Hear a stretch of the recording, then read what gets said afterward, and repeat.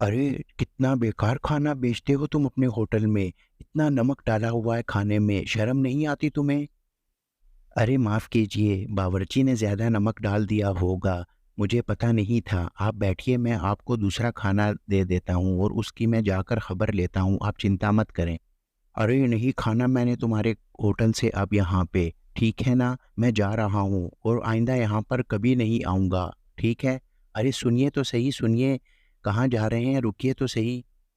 राजू, तुमने आज खाने में ज़्यादा फिर नमक डाल दिया था, क्या करते हो तुम? अरे साहब, मेरी तबीयत बहुत ज़्यादा ख़राब थी, इसलिए शायद खाने में नमक ज़्यादा हो गया। मैं माफ़ी चाहता हूँ, आइंदा के बाद ऐसा कुछ नहीं होगा। आइंदा के बाद मैं तुम्हें यहाँ रहने दूँगा तो कुछ होगा ना? चले जाओ यहाँ से, मैंने तुम्हें होटल से निकाल दिया है। आइंदा नज़र नहीं आना मुझे यहाँ। अरे साहब, मुझे मत निकालिए, मेरे छोटे-छोटे बच्चे हैं। अगर मैं यहाँ काम नहीं करूँगा तो वो खाएँगे कहाँ से? प्लीज़ मुझे मत निकालिए यहाँ से। ये बात तुम्हें नमक डालने से पहले सोचनी चाहिए थी। अब चले जाओ यहाँ से और आइंदा के बाद अपनी शक्ल ना दिखाना यहाँ पर, ठीक है? आई समझ? यूँ राजू वहाँ से आ जाता है और वो बहुत ही परेशान होता है कि अब क्या होगा? अब तो उसके पास कोई काम भी नहीं रहा, तो अब वो अपने घरवालों का पेट कैसे पालेगा? उसको कुछ समझ नहीं आ रही होती। जैसे ही राजू घर में आता है तो उसकी पत्नी सरिता वहाँ पर खड़ी होती है और वो उससे पूछती है कि क्या हुआ? क्यों आए? अरे क्या हुआ? आज तो आप बहुत जल्दी आ गए। सब ठीक तो है ना? वैसे तो आप शाम को आते हैं, लेकिन आज ऐसा क्या हुआ जो आप इतनी जल्दी आ गए? अरे क्या बताऊँ, मुझे मालिक ने होटल से निकाल दिया है। आज मेरे से खाने में नमक ज़्यादा पड़ गया था, इसलिए उन्होंने मुझे होटल से निकाल दिया है। अरे ये क्या कह रहे हैं आप? आपको नौकरी से निकाल दिया, अब क्या होगा? अब हमारा घर कैसे चलेगा? अब हम लोग क्या खाएँगे? समझ नहीं आ रही। यही तो मुझे भी समझ नहीं आ रही कि क्या होगा। आखिर अब ये घर कैसे चलेगा? अगर मैं कमाऊँगा नहीं तो कहाँ से खाएँगे हम लोग? आप चिंता मत कीजिए, आप यहीं पर कोई काम ढूँढ लीजिए। मुझे पता है कि हमारी मदद ज़रूर होगी। और शहर को छोड़िए, आप ऐसा करें कि गाँव में ही कोई काम ढूँढ लें। अब राजू यहाँ-वहाँ घूमने लगता है गाँव में काम के सिलसिले में और वो बहुत सारे लोगों के पास जाता है कि उसको कोई काम दे दे, मगर उसको कोई भी काम नहीं देता। वो बहुत सारे लोगों से मिलता है कि कोई ना कोई काम मिल जाए। राजू हर काम करने के लिए तैयार होता है मगर उसको काम नहीं मिलता कहीं पे। अरे क्या हुआ? आप क्यों इतने परेशान लग रहे हैं? क्यों इतनी ज़्यादा चिंता में हैं? अरे मैं चिंता कैसे ना करूं, मुझे कहीं पर भी काम नहीं मिल रहा। आज मैं पूरा दिन घुमा हूँ गाँव में, लेकिन कोई मुझे काम देने को तैयार ही नहीं, समझ नहीं आ रही क्या करूं। अरे आप क्यों निराश हो रहे हैं? हमारे साथ ज़रूर कुछ न कुछ अच्छा होगा। बस आप अपनी मेहनत जारी रखिए और फिर देखिएगा कि हमारे अच्छे दिन भी आ जाएँगे। एक दिन राजू घर आता है, उसे बहुत ज़्यादा भूख लगी होती है लेकिन सरिता वहाँ पर आगे से सो रही होती है। अरे सरिता उठो तो सही, तुम क्यों सो रही हो? मुझे बहुत सख्त भूख लगी है, उठो मुझे कुछ खाने के लिए तो दो ज़रा। अरे मेरे सर में बहुत ज़्यादा दर्द था, तो मैंने कुछ भी नहीं बनाया है खाने को। मैं बीमार थी, इसीलिए अभी तो घर में कुछ भी नहीं है जो मैं आपको दे सकूँ। अच्छा ठीक है, तुम आराम करो, मैं खुद ही कुछ घर में बनाकर खा लेता हूँ, ठीक है? यूँ राजू अब रसोई में जाता है और वहाँ पर पकोड़े तलना शुरू कर देता है। राजू बहुत ही मज़े के पकोड़े बना रहा होता है। यूँ राजू और सरिता दोनों ही मज़े से पकोड़े खा रहे होते हैं, क्योंकि राजू ने बहुत ज़्यादा स्वादिष्ट पकोड़े बनाए होते हैं, इसलिए वो बहुत ज़्यादा खा रहे होते हैं। अरे आपने तो बहुत ज़्यादा स्वादिष्ट पकोड़े पकाए हैं। ऐसे अच्छे पकोड़े तो मैंने आज तक कभी नहीं खाए हैं। अगर आप इतने अच्छे पकोड़े बना ही लेते हैं, तो आप एक ठेला लगा। अरे हाँ, ये बात तो मेरे दिमाग में आई ही नहीं। मैं कल ही गाँव के बाहर पकोड़ों का ठेला लगा लेता हूँ, कैसा रहेगा? इस तरह मुझे किसी की मिन्नतें भी नहीं करनी पड़ेंगी काम के लिए और हमारा अपना व्यापार भी शुरू हो जाएगा। मेरे पास गहने पड़े हैं, तो आप ऐसा करें कि उन गहनों को बेच दें और इस तरह से आप ठेला ले लें।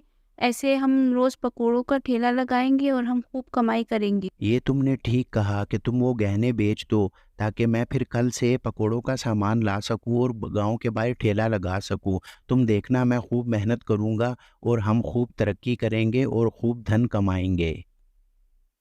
यूँ राजू गांव के बाहर एक ठेला लगाना शुरू कर देता है पकोड़ों का और वो बहुत चिंतित होता है कि पता नहीं कोई आएगा भी कि नहीं उसके पकोड़े खाने।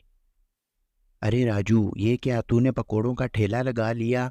तुझे काम नहीं मिला तो क्या तू अब पकोड़ों का ठेला लगाएगा? अरे हाँ प्रकाश भैया, क्योंकि मुझे काम नहीं मिल रहा था तो मैंने सोचा कि पकोड़ों का ठेला ही लगा लिया जाए। ये अपना व्यापार तो है, कम से कम किसी की मिन्नतें तो नहीं करनी पड़ेंगी काम लेने के लिए। अरे हाँ, ये भी तूने ठीक कहा कि ये तेरा अपना व्यापार है। बस अब ये व्यापार चल पड़े। तू ऐसा कर कि तू मुझे एक पकोड़े की प्लेट लगा दे। ठीक है प्रकाश भैया, आप बैठिए, मैं आपके लिए अभी एक-एक गरम पकोड़े की प्लेट लगा कर देता हूँ, आप चिंता मत कीजिए। यूँ प्रकाश पकोड़े खाने लग जाता है और वो बहुत स्वाद लेकर ही पकोड़े खा रहा होता है, क्योंकि राजू ने बहुत ही स्वादिष्ट पकोड़े बनाए होते हैं। अरे राजू, एक काम कर, तेरे पकोड़े तो बहुत ही स्वादिष्ट हैं, तू ऐसा कर कि एक प्लेट मेरे घर के लिए भी पैक कर दे और मैं अभी जाकर सबको बताता हूँ कि तूने पकोड़ों का ठेला लगा लिया है। इस तरह सभी तेरे पास लोग खाने आएँगे पकोड़े। जी प्रकाश भैया, आपका बहुत-बहुत धन्यवाद। आप जाकर लोगों को बता दीजिए ताकि वो मेरे से पकोड़े खाने आएँ, क्योंकि मैंने बहुत मेहनत से ये ठेला लगाया है। यूँ राजू के पास अब बहुत ज़्यादा भीड़ शुरू हो जाती है, क्योंकि उसके पास बहुत लोग आते हैं उसके पकोड़े खाने के लिए। दूर-दूर से लोग अब उसके पास पकोड़े खाने आते हैं और राजू बहुत खुश होता है कि उसका व्यापार चल पड़ा है। यूँ राजू उस शाम को खुशी-खुशी घर जा रहा होता है, क्योंकि राजू ने बहुत ज़्यादा पकोड़े बेचे होते हैं उस दिन और खूब कमाई की होती है। अरे! कैसा रहा आपका आज का दिन? आपके पकोड़े बिके या नहीं? कोई खाने के लिए आया या नहीं? और कितनी कमाई हुई है आज के दिन? अरे! आज तो बहुत ही आनंद आया, सभी ने पकोड़े बहुत शौक से खाए और सारे पकोड़े भी बिक गए जितने मैंने बनाए थे। आज खूब कमाई हुई है हमारी। अरे! अगर हमारा पकोड़ों का व्यापार ऐसे ही चलता रहा तो एक दिन हम लोग बहुत ज़्यादा अमीर हो जाएँगे। और यूँ राजू अगले दिन सुबह-सुबह फिर पकोड़े बेचना चला जाता है और वो दिल ही दिल में सोच रहा होता है कि आज फिर उसी तरह की कमाई होगी और उसके पास खूब पैसा इकट्ठा होगा, इसलिए वो बहुत खुश होता है। जैसे ही राजू वहाँ पर ठेला लगाना शुरू करता है, उसके पास फिर से भीड़ शुरू हो जाती है और बहुत सारे लोग दूर-दूर से उसके पकोड़े खाने आते हैं, क्योंकि वो पकोड़े बहुत ही स्वादिष्ट बनाता है, इसलिए वो बहुत दूर-दूर से लोग खाने आते हैं। अरे सरिता, आज फिर बहुत ज़्यादा कमाई हुई है, इस तरह तो हम बहुत जल्दी ही अमीर हो जाएँगे। क्या कहती हो तुम? खूब पैसा इकट्ठा हो रहा है। अरे! हम ऐसा करते हैं कि एक होटल खोल लेते हैं, जब हमारे पास बहुत ज़्यादा पैसा जमा हो जाएगा। अब राजू रोज़ाना जाता है ठेला लगाने के लिए और उसके पास खूब भीड़ जमा होना शुरू हो जाती है। अब राजू के पास बहुत ज़्यादा धन जमा हो जाता है, इसीलिए राजू अब एक होटल खोलने का शहर में सोच रहा होता है। राजू और सरिता मिलकर एक होटल खोल लेते हैं शहर में और वो बहुत खुश होते हैं, क्योंकि उन्होंने काफ़ी मेहनत की होती है जिसका फल उनको ऊपर वाला दे देता है और राजू और सरिता बहुत ज़्यादा अमीर हो जाते हैं। उनके होटल पे भी काफ़ी रश होती है। तो दोस्तों, आपको आज की हमारी स्टोरी कैसी लगी? हमें कमेंट सेक्शन में लाज़मी बताइएगा। हमारे चैनल को सब्सक्राइब कीजिए और बेल आइकन को ज़रूर प्रेस कीजिए ताकि हमारे हर आने वाली वीडियो का नोटिफिकेशन आपको टाइम पे मिल सके। दोस्तों, आप लोग चैनल तो सब्सक्राइब नहीं करते और सिर्फ वीडियोस देखते हैं। काइंडली आप लोग वीडियो के साथ चैनल भी सब्सक्राइब कीजिए और ये वीडियोस हम आपके लिए बहुत मेहनत से बनाते हैं। आप अपने व्हाट्सएप में भी इसको शेयर कीजिए ताकि ज़्यादा से ज़्यादा लोग हमारे चैनल को सब्सक्राइब करें, ताकि हम लोग इसी तरह मज़े-मज़े की स्टोरीज़ आपके लिए बनाते रहें। दोस्तों, आप हमारे चैनल को सब्सक्राइब कीजिए और बेल आइकन को ज़रूर प्रेस कीजिए ताकि हमारे हर आने वाली वीडियो का नोटिफिकेशन आपको टाइम पर मिल सके।